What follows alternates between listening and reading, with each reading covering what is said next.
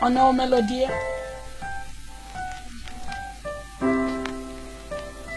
pentru fratele meu.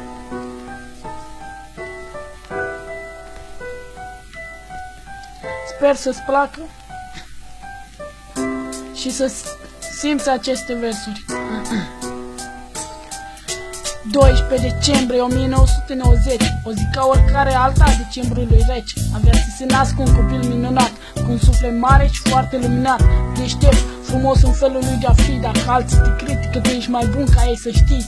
Lumina zilei te luminează în față. Bucură-te, frate, ai doar o viață. Nu te născut să fii sclav, prost sau slab, timid, rușinos, oricum ai fi, ești bucuros. Ai un trecut nu prea greu de uitat, ai făcut fapte bune și ai fost criticat. Ai fost văzut ca un nimeni în vânt, nu ca nimeni altul care zboară în gând. Ai fost etichetat de băiatul ăla roșcat, care cu timpul nu s-a schimbat, dar a mai crescut și s-a mai maturizat și a început să gândească ca un bărbat. Agil încordat, nu rapper cenzurat, ai un istoric de invidiat de fapt. Ai făcut foarte mult bine pe acest pământ, ești un înger trimis la chin de un sfânt. Ești etichetat de băiatul care ar da la altul pâine și l-ar aproviziona, să aibă și pe mâini. Ești exact speranța vie care îmi trebuiești. Tu m-ai învățat prima oară să dau la pește, tu mi-ai învățat să merg pe bicicletă.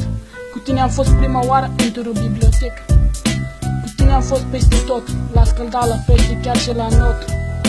Tu m-ai învățat ce înseamnă să fii băiat, să respecti după să fii respectat. Tu m-ai adus prima oară pe acest drum, de aceea îți fac aceste versuri acum.